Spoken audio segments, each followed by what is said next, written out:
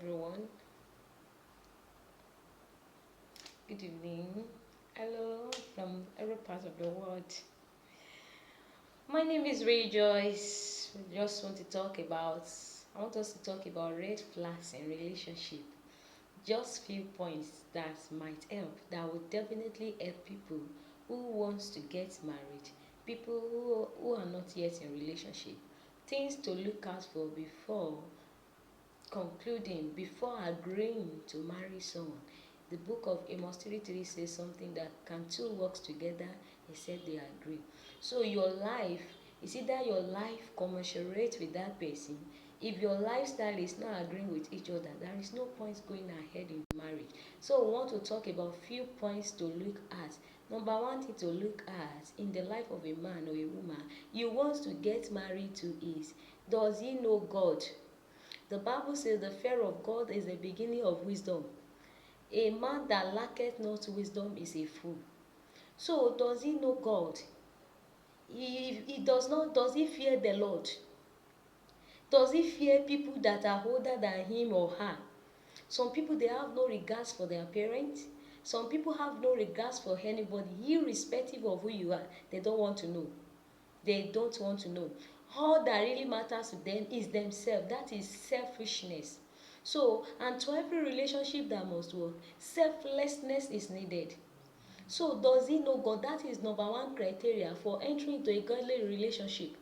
If he does not know God, if he does not fear God, he has no regard for anybody, there is no point marrying such person. Because as a man in marriage is meant to be submitted to, is meant to be respected. But a lady that does not fear God, that does not have regards for anyone, even her parents, cannot regard a man in marriage. You should know that one. That is one of the criteria that you must look into before marrying a lady. In the side of a lady, before you say you want to marry a man, he must be the man that agree with God in all things. Some men, they don't fear God. They don't fear their parents.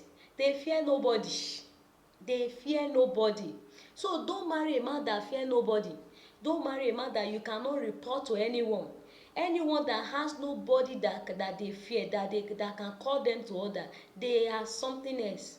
In marriage, you are in doom. Because if you cannot talk to your husband about things that really matters to life, that might eat you up in marriage. It might. So the man must agree with the Lord in all things. He must be the one that feareth people, not the one that just deal with people anyhow. A man that does not have humility to God cannot handle a woman with the fear of God. Because whoever wants to be a husband of a woman must be a man with patience, a man that loves to exercise patience. So marry a man that agree with the Lord in humility. Another point is that don't marry a lazy man. I used to say something. Somebody with a fat account balance is not an hard work, is not a diligent, but somebody who can work with his two hands. Somebody who is ready to make life easy for us, for his or herself, by working things out for herself. Don't marry as a woman, don't marry a man that is lazy. A man that in marriage, you'll be the one to carry the load of the family. A man that in marriage, you'll be the one to suffer for the family. Don't marry that kind of man. Marry a man that is ready to work hard. A man that is ready to make life better for himself and people around him. A man is meant to be responsible. The Bible even said that a man that cannot provide for his household is worse than an infidel. An infidel is an unbeliever. So you must be ready to marry a man who is hardworking, not a lazy man. A lazy man is a poor man. If a man is not poor, one day he will make it. One day life will be better for him. Don't marry a lazy woman, a woman that is just dirty. I wonder how some people are living their life. I don't get it. Some lady, they cannot even lay their bed. Some lady cannot cook. They can't cook. Some of them, the life that they are living, they just want to live easy life. And you want to marry a king? It does not work like that. If you must marry a king, you must marry a good man. You must be ready to be good to yourself, to people around you. You must be ready to learn how to put things to others. Learn to do little things, domestic stuffs.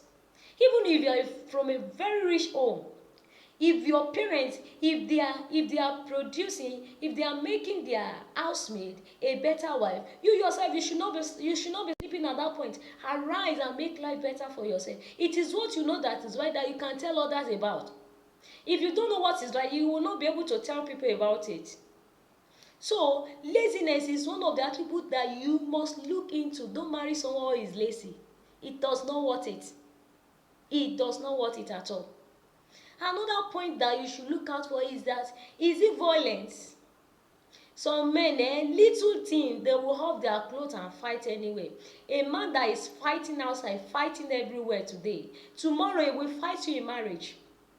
A man that slap you while you are in relationship, my sister, bear it in mind. It's either when you are going to his house, buy your coffee and take it along with yourself. Because if he's beating you in relationship, he will beat you in marriage. A man that beats a woman is a man that does not fear the Lord.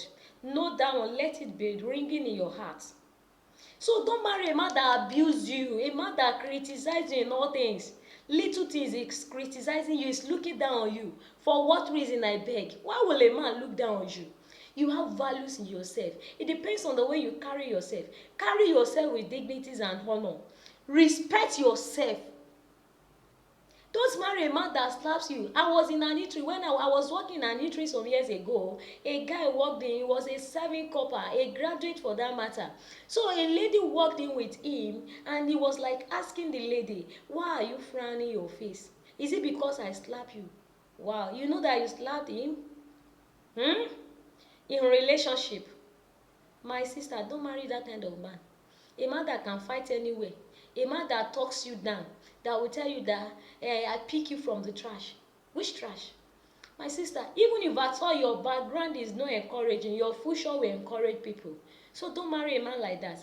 Men in your own side, don't marry a lady that does not have respect. Respect is men's food in marriage. It's not only sex. Sex is not only sex. Sex is not the major food in marriage. My brother, you need humility. A man that will submit to your opinion, a woman that will listen to you. Not when you are shouting, hey, your wife is already at Z. He has jumped from B to Z when you are still saying hey. So that kind of woman is not fit. So marry a woman that is humble enough to agree with your opinions. Not all the time that your opinion will work out, but there are ways that a woman will ship in her opinion that will be acceptable by the husband. So marry a woman that have respect. Marry a man with humility. Another point is that don't marry a man that does not have your kind of religious belief. It might be a disaster.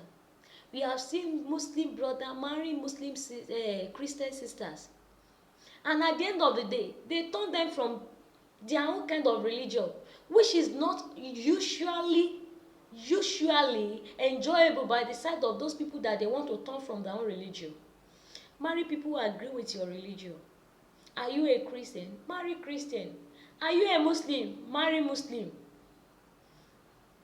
Even the Bible finishes it. It said, do not be unequally yoked with unbelievers. What relationship has light and darkness? If you are a child of God, marry a child of God.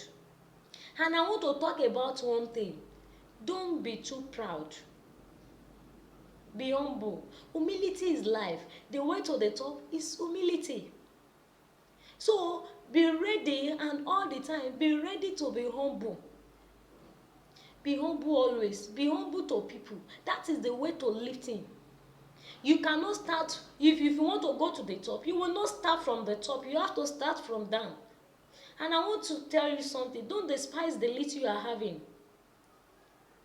Serve the Lord at your youthful age. Don't marry a violent man. Don't marry a man that does not know God. Don't marry a man that does not believe, that does not have that you don't have the same belief with. Marry a man that feareth the Lord. Marry a woman that feareth the Lord. The book of Proverbs 31 makes us to understand how industrious a woman can be. Even Deborah in the Bible, he was a wife, he was a judge, he was a prophetess. He led the Israelites in battle. Woman. So, woman, at your time, you can do better. You can do better than that. You can be blessed than that. So, we have a lot of examples, but I might not be able to touch it here, touch everything here. We'll continue from there anytime soon. Just keep that at the point of your mind. Thank you. I love you.